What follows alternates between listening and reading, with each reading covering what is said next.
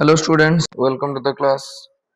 Today also we are going to discuss about lecture 3 of chapter polynomial. पिछले वाला lecture में हम कुछ क्वेश्चन किए थे alpha beta related question, some specific questions exam point of view से जो इम्पोर्टेंट होता है उसी टाइप का क्वेश्चन, 2-3 मार्क का क्वेश्चन उसमें से आ जाए।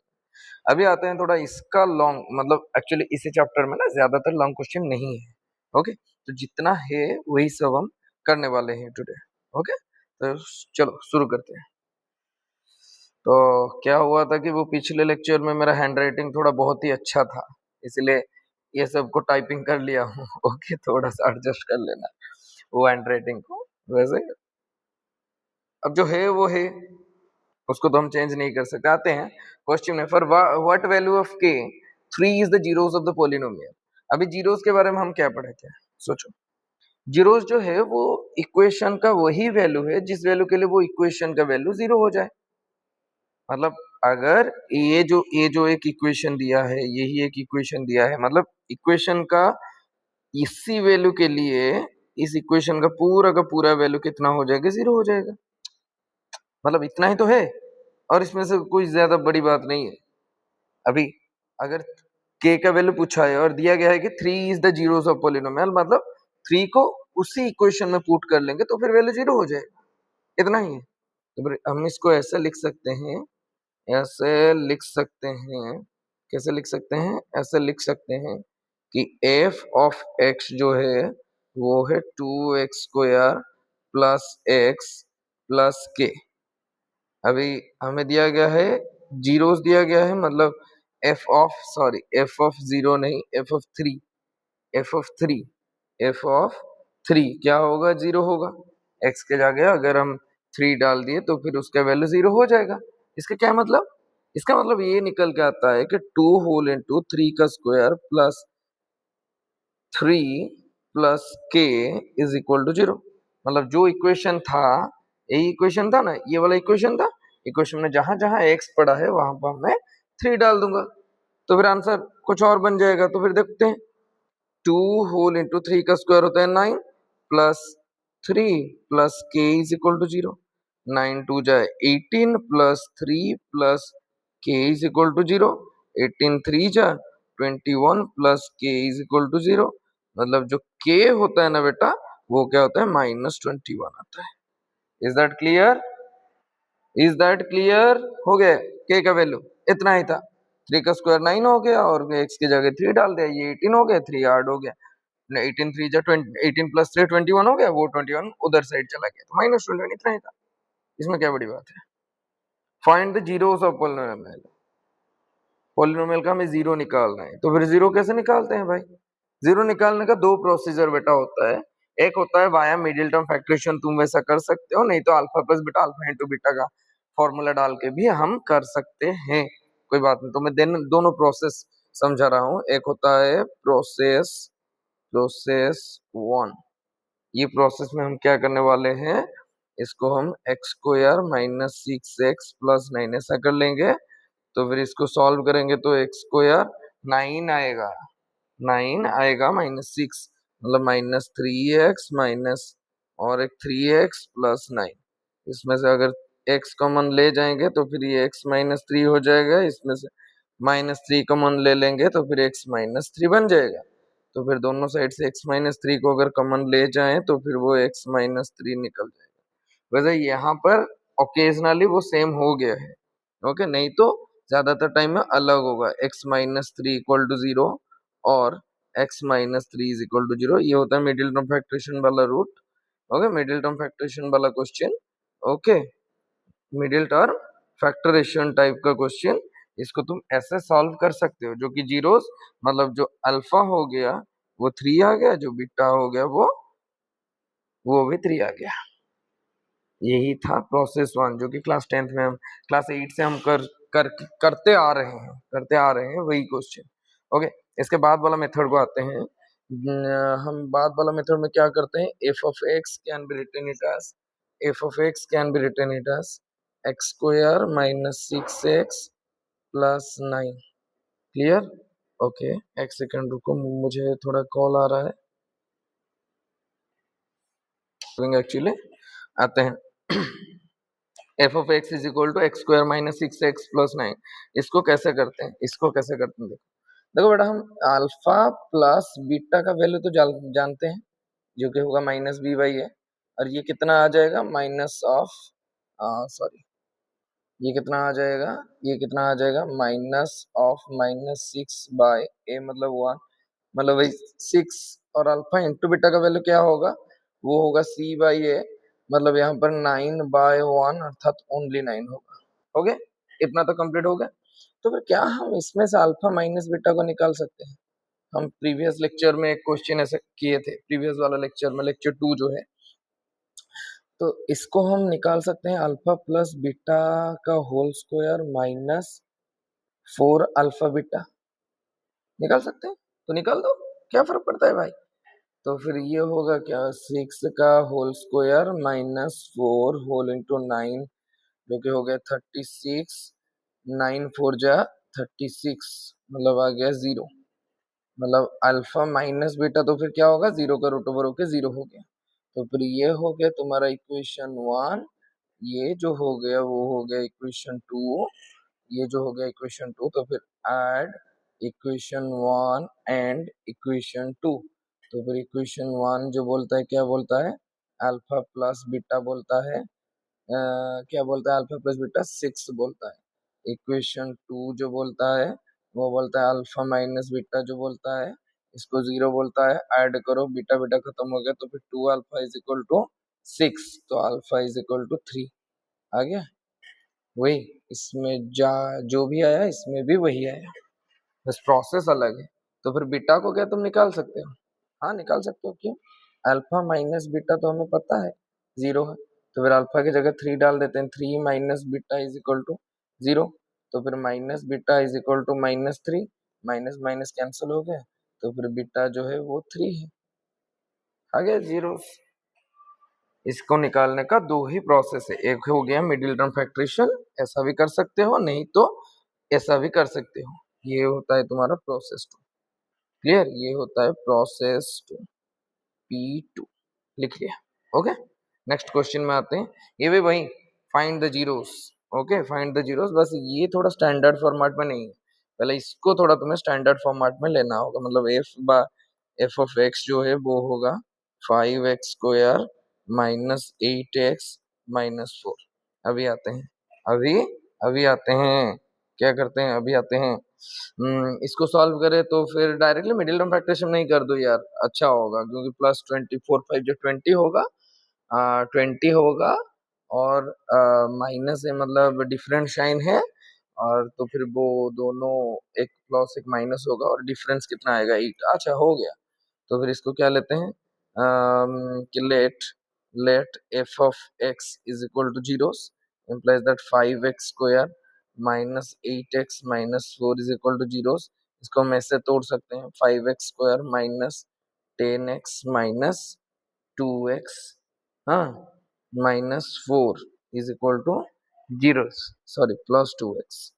तो फिर ये कितना आ जाएगा, 5x आ जाएगा, तो फिर x माइनस 2 हो गया, यहाँ पर क्या आ जाएगा, 2 आ जाएगा, तो फिर x माइनस 2 आ गया इज इक्वल टू 0, जो मैं बोला था वहां पर सेम हुआ था ना, तो फिर x माइनस 2 कॉमन आ गया, यहाँ पर आ गया कितना, 5x प्लस 2 जो है वो हो गया 0, मतलब x minus 2 is equal to 0, और 5x plus 2 is equal to 0, तो फिर x इज इक्वल टू 2, और ये जो x होगा यहाँ पर -2/5, इतना ही, और -2/5 कैसे हुआ, ये +2 उधर साइड चला गया, -2, ये 5 वहां पर जाके डिवाइड हो गया, इतना ही था, बाकी कुछ नहीं था। अभी आते हैं नेक्स्ट क्वेश्चन। नेक्स्ट क्वेश्चन में थोड़ा रूट फूट दे दिया है, ताकि थोड़ा बच्चे लोग डर जाएंगे, पर ऐसा नहीं है, ये भी वही प्रोसेस है। ओके, तो फिर हम, सॉरी इसमें नहीं, तो फिर हम लेट ले जाएंगे 2√3x स्क्वायर माइनस 5x प्लस √3 इज इक्वल टू 0। ओके, तो फिर ऐसा देखो, इसका जो प्रोडक्ट होगा ना वो कितना होगा बताए, 2√3, ओके, उसका प्रोडक्ट होगा 2√3 इंटू √3, मतलब 2√3 हो जाएगा, तो फिर मतलब 2√3 इंटू √3 जो है वो 2 इंटू √3 3, मतलब ये हो गया 6, ये सुनो, हो गया 6, तो फिर प्लस होगा मतलब सेम साइन होगा, सेम सेम साइन होगा, या तो बोथ माइनस होंगे या तो बोथ प्लस होंगे, और यहाँ पर 5x दिया गया मतलब दोनों ऐड होंगे तो 5 होंगे, खत्म। तो फिर ऐसा कौन सी प्रोसेस होता है जो इसमें आता है, 2√3x square minus 3x minus 2x plus √3 is equal to 0। तो फिर कॉमन कितना आएगा, देखो बच्चों यहाँ पर 3x कॉमन आएगा, तो फिर बच जाएगा कितना, 2x माइनस माइनस कितना, √3 हो गया। यहाँ पर -1 कॉमन ले जाओ तो फिर वही हो गया 2x minus √3 is equal to 0। तो फिर आंसर आ गया 2x minus √3 whole into √3x minus 1 is equal to 0। तो फिर 2x minus √3 is equal to 0 और √3x minus 1 is equal to 0। तो फिर x कितना आ गया, √3/2 और x कितना आ गया, 1/√3। इतना ही था, इतना ही था। और ये वाला जो क्वेश्चन है इसमें क्या किया गया है पता है, वो जो सी वाला फॉर्मेट है ना वो नहीं है इसमें। अगर सी नहीं होगा तो कैसे करोगे, कोई बात नहीं, ये हमें डायरेक्टली दिया गया है कि 5y स्क्वायर प्लस 10x, इसमें सॉरी 10x नहीं 10y दिया गया है, 10x नहीं दिया गया है, 10y दिया गया है। तो फिर हम इसको ऐसे निकाल सकते हैं कि जो 5y होगा उसे कॉमन ले जाएंगे तो फिर ये हो जाएगा y plus 2, clear, y plus 2, इसको हम 0 ले जाएंगे, इसको 0 ले जाएंगे, फिर ये 5y आ जाएगा 0। देखो बेटा ये तो एक शॉर्ट क्वेश्चन है, मैं यहाँ पर क्यों डाला हूँ, क्योंकि ये 1 मार्क क्वेश्चन में भी बहुत टाइम में ये सब आ जाता है, और ऐसा छोटा छोटा क्वेश्चन है हर कोई गलत करके आ जाता है बच्चा, बोलता है कि आउट ऑफ सिलेबस। ये कैसा आउट ऑफ सिलेबस हो गया भाई, ये आउट ऑफ सिलेबस नहीं है, this is inside the syllabus, मतलब सिलेबस के अंदर रह के वो वेराइटी ऑफ क्वेश्चन तो कर ही सकता है, उसमें कोई बड़ी बात नहीं है, उसमें कोई बड़ी बात नहीं है। ये लेक्चर थोड़ा लंबा जाएगा, ओके, मैं वही देखा था। ओके आते हैं इसको कैसे करने का। ये जो क्वेश्चन है ना ये डायरेक्टली है, देखो बेटा ये फैक्टराइज होके रहा है स्टार्टिंग से, इसको करने का एक ही प्रोसेस है कि बस ये जो x है इसको डिस्ट्रीब्यूटिव प्रॉपर्टी ले जाओ। तो लेते हैं, late f of x can be written it as 0 implies that x square minus √3 sorry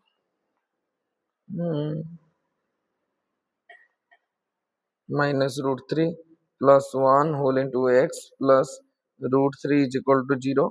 तो फिर x square minus √3 x plus x फिर प्लस √3 इज इक्वल टू 0 हो गया। देखो फैक्टराइज, x कॉमन ले जाओ तो फिर x माइनस √3, उसमें से इसमें से क्या कॉमन लेना है भाई, यहाँ पर क्या गलती हुआ है, हाँ यहीं पर गलती हुआ है, मिडिल टर्म फैक्टरेशन जो है, ये जो सॉरी डिस्ट्रीब्यूटिव प्रॉपर्टी जो है उसको हम गलत डाले हैं।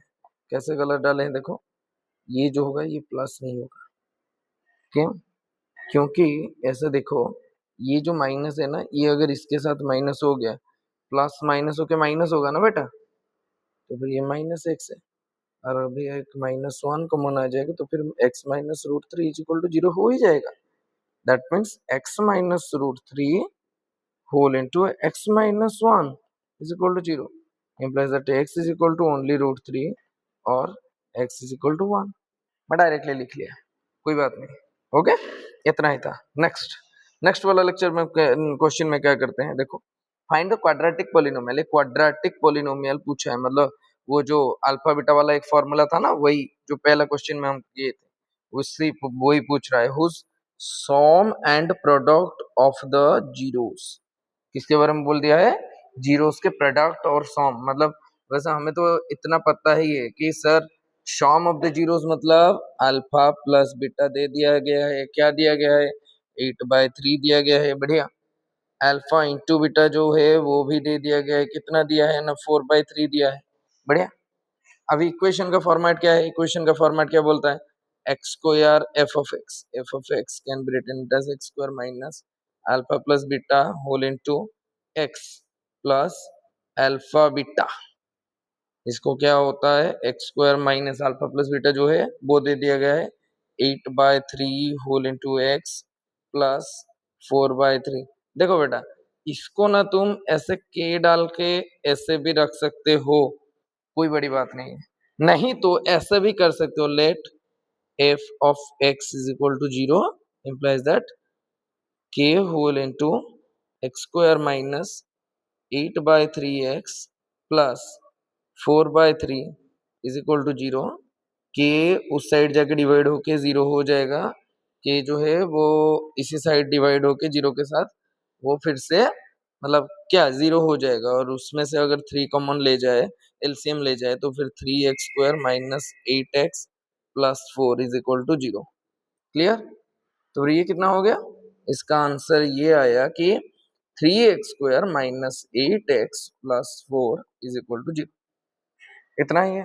क्वाड्रेटिक पॉलिनोमियल पूछा था, मतलब इसके जीरोस नहीं निकालना है, बस वो इक्वेशन को फॉर्मेशन करना है। अभी आते हैं, find quadratic polynomial whose zeros are this. देखो ये क्या दिया गया था, ये दिया गया था सम एंड प्रोडक्ट, इसलिए हम alpha plus beta alpha into beta लिए। पर इसमें क्या दिया गया है पता है? हुज जीरोस आर मतलब अल्फा जो दिया गया है वही दिया गया है 2, बीटा जो दिया गया है वही दिया गया है -6। तो फिर हम अल्फा प्लस बीटा को तो निकाल ही सकते हैं, मतलब 2 माइनस -6, तो फिर 2 प्लस 6 आंसर हो गया 8। अल्फा इंटू बीटा को निकाल सकते हैं, कितना? अल्फा इंटू बीटा हो गया 2 ब्रैकेट में -6, तो फिर -12। अभी आते हैं, इक्वेशन क्या है? इक्वेशन है x² minus alpha plus beta whole into x plus alpha beta is equal to 0। मतलब x² minus alpha plus beta कितना 8, मतलब 8/8x plus alpha into beta दिया गया -12। इसको ब्रैकेट में डाल दो, अभी ब्रैकेट निकाल दो, कोई बात नहीं, ब्रैकेट को हटा दो। x² minus 8x minus 12 is equal to 0। हो गया, इतना ही, और कुछ नहीं था। अभी आते हैं नेक्स्ट वाला एक क्वेश्चन, शायद ये लास्ट क्वेश्चन है। हाँ ये लास्ट क्वेश्चन है। ओके, इस लेक्चर का लास्ट क्वेश्चन थोड़ा सा इंपॉर्टेंट ये बना देता, मतलब वही क्वेश्चन है, बस तरीका थोड़ा डिफरेंट है। इसमें क्या दिया गया है, if x is equal to, थोड़ा बच्चे यहाँ पर कंफ्यूज हो जाएंगे, कंफ्यूज होने का कोई बात नहीं। x is equal to -2/3, x is equal to -3। भाई x का 2 वैल्यू क्यों दिए? क्यों नहीं देगा वो 2 वैल्यू? क्वाड्रेटिक इक्वेशन ही तो है, मतलब उसका 2 वैल्यू तो निकलता है, एक अल्फा होता है एक बीटा होता है, और दोनों क्या होता है, जीरो होते हैं या तो रूट होते हैं, मैं पहले लेक्चर में बोला था। तो फिर ये इसको अल्फा ले जाएंगे, इसको बीटा ले जाएंगे, और बोला है कि ये होगा इक्वेशन। वैसे इसमें तो ए बी दोनों वेरिएबल है, और हमें इसी का वैल्यू पूछे, तो कोई बात नहीं, हम इसको कैसे करेंगे भाई, कैसे कर लेंगे यार, कोई बात नहीं, कोई बात नहीं, उसमें कोई बड़ी बात नहीं, कुछ ज्यादा क्वेश्चन नहीं दिया गया है। हमें अल्फा दे दिया गया है 2/3, बीटा दे दिया गया है -3। वैसे तुम क्या अल्फा प्लस बीटा निकाल सकते हो? क्या तुम अल्फा बीटा निकाल सकते हो? अल्फा प्लस बीटा हाँ निकाल सकते हैं। कैसे?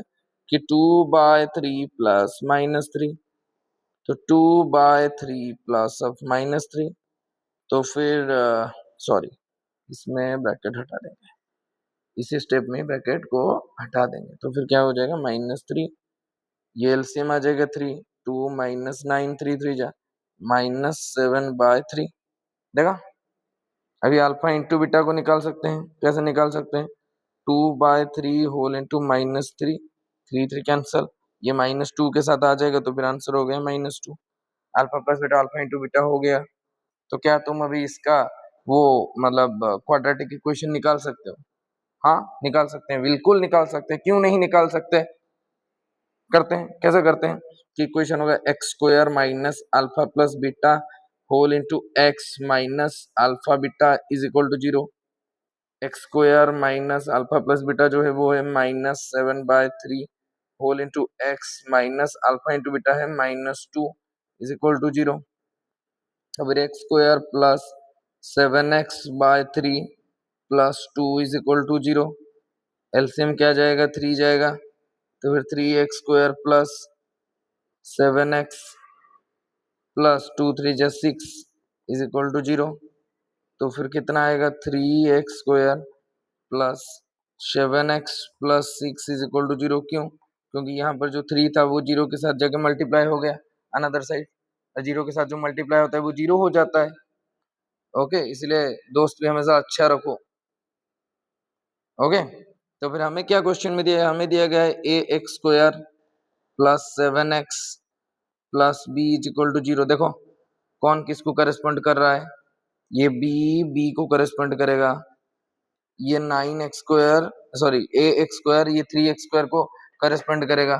मतलब हमें पता चल रहा है कि a का वैल्यू जो है वो 3 है और b का वैल्यू जो है वो 6 है। वैसे क्या ऐसा हम बोल सकते हैं 7 का वैल्यू 7 है?